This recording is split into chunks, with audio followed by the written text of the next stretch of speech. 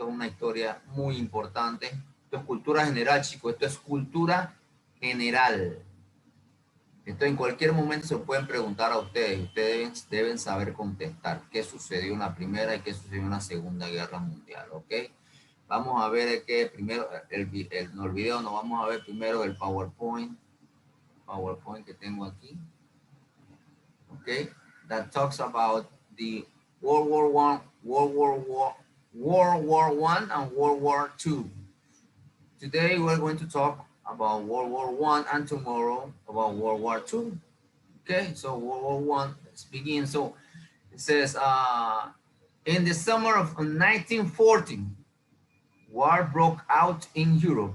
Many nations from around the world soon joined in the fighting. A number of factors led to this global conflict, which became known as the World War One.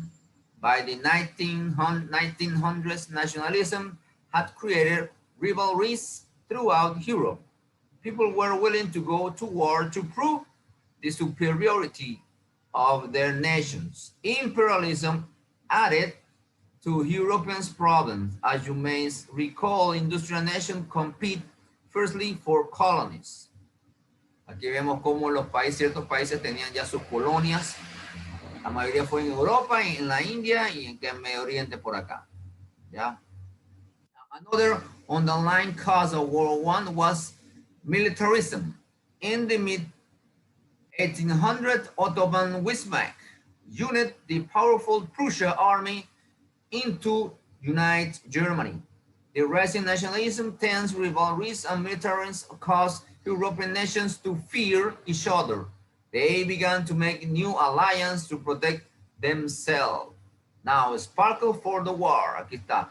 Then, on June 28, a Serbian nationalist killed Archduke Francis Ferdinand, the heir to the Austro-Hungarian throne, que iba a subir al trono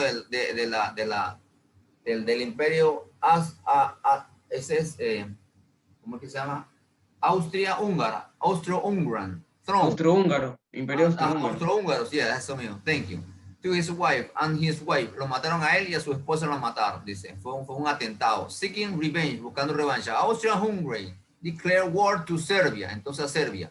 Comenzaron aquí en Austria-Hungría y declaró la guerra a Serbia, porque era un serbio el que asesinó a estas dos parejas.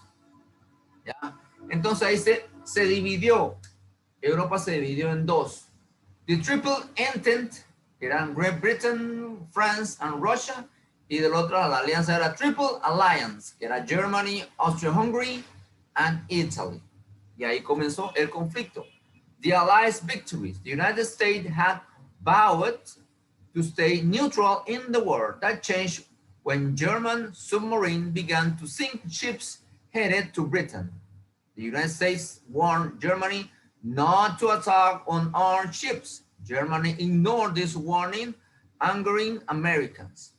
The sink of the passenger ship Lusitania because caused outrage throughout the United States. Then Americans find out about the secret Zimmerman note, la nota de los Zimmerman. ¿En qué consistía esa nota de los Zimmerman? Los alemanes habían contactado a los mexicanos, ¿para qué? Para que los mexicanos invadiesen Estados Unidos.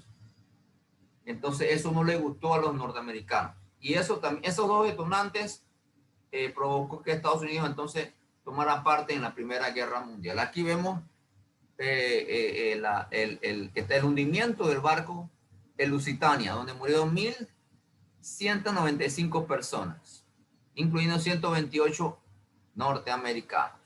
Esto fue lo que detonó e hizo que Estados Unidos entrara a la guerra y la balanza se inclinase a los aliados. The United States joined the Allies in April 1970. The Allies triumphed. Germany realized that entry of American troops would shift the balance of power to the Allies. The Germans decided to act quickly and stage a new attack on France. Germany's allies also suffered serious defeat in 1980.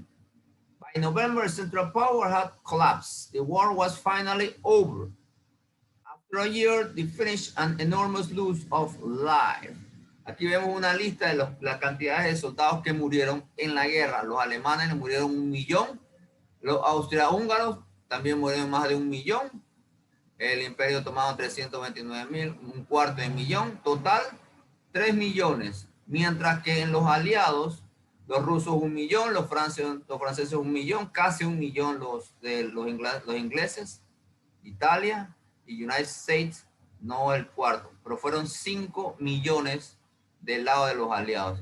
Más 3 son 8.528.000 muertos en esta primera guerra. En la segunda fue peor. Ya. United States joined. No. I repeat this one. Now, después de eso, entonces se viene el Tratado de Versalles, donde se les da ciertos alineamientos a Alemania. Germany could not have air force, nada de fuerza aérea. No podían tener tropas de más de 100.000 soldados. No podían mecanizar su armada, solamente, qué ridículo, solamente podían tener un barco de la naval. Imagínense, Germany had to repay, tienen que pagar todos los desastres que había hecho y mucho más. ¿Ya? Ahí nace la famosa Liga de las Naciones, la Liga de las Naciones que después se convirtió en la Unión, en la ONU, Organización de las Naciones Unidas. Le falta. La ONU, ¿ya? Pero primero fue la Liga de las Naciones, que fue la primera. En la segunda se crea la ONU, UN. La creación de Checoslovaquia, Polonia, Yugoslavia y Central Power, los All Colonies. Y perdieron todas las colonias que ellos habían conquistado. Por supuesto, ellos estaban muy molestos.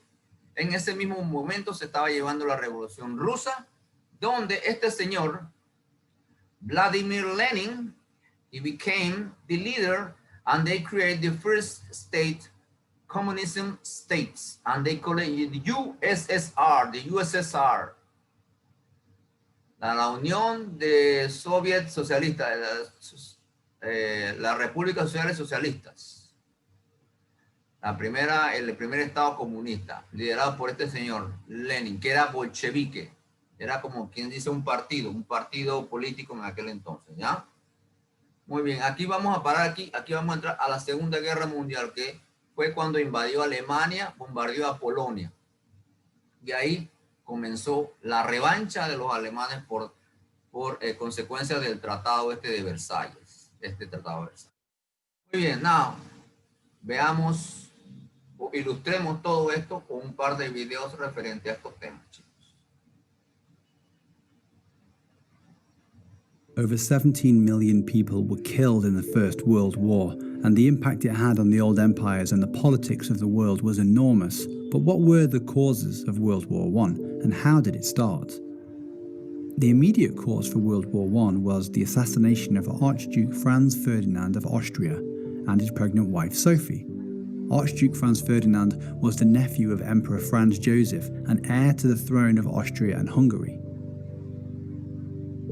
The assassination was planned by a Serbian terrorist group called the Black Hand, and the man who shot Franz Ferdinand was a Bosnian revolutionary named Gavrilo Princip. However, there were many other causes for the start of World War I. Before World War I was triggered, a number of defence alliances existed between the major European countries. What this meant was that if one country declared war on another, then the other countries would also have to enter the conflict because it was in the treaty that they agreed. Britain, France, Ireland and Russia were part of an alliance called the Triple Entente, while Germany aligned itself with Austria-Hungary, known as the Central Powers. The assassination of Archduke Franz Ferdinand in Sarajevo on 28th of June 1914 triggered a chain of events that resulted in World War I. After the assassination, Austria-Hungary threatened war on Serbia. They set out some very harsh demands that Serbia must meet. Germany sided with Austria-Hungary, while Russia sided with the Serbians. At this point, Europe was at the brink of going to war. 1 month after the Archduke's assassination, on July 28, 1914, Austria-Hungary declared war on Serbia with the backing of Germany. Germany then declared war on Russia on August 1st and on France on August 3rd. On August 4th, 1914, the German troops marched on France, and the route they took went through Belgium. Since Britain had agreed to maintain the neutrality of Belgium, they immediately declared war on Germany. British and German troops first fought at the Battle of Mons in Belgium. This was the first of many battles between Britain and Germany on the Western Front, and is when World War I started for Britain. But this is just the beginning. For more information about what happened when World War started, don't forget to check out our video which covers the many interesting facts and events that happened during World War I.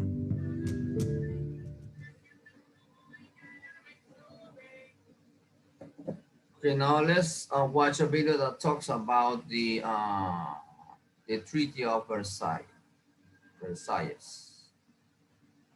The Treaty of Versailles, 1919.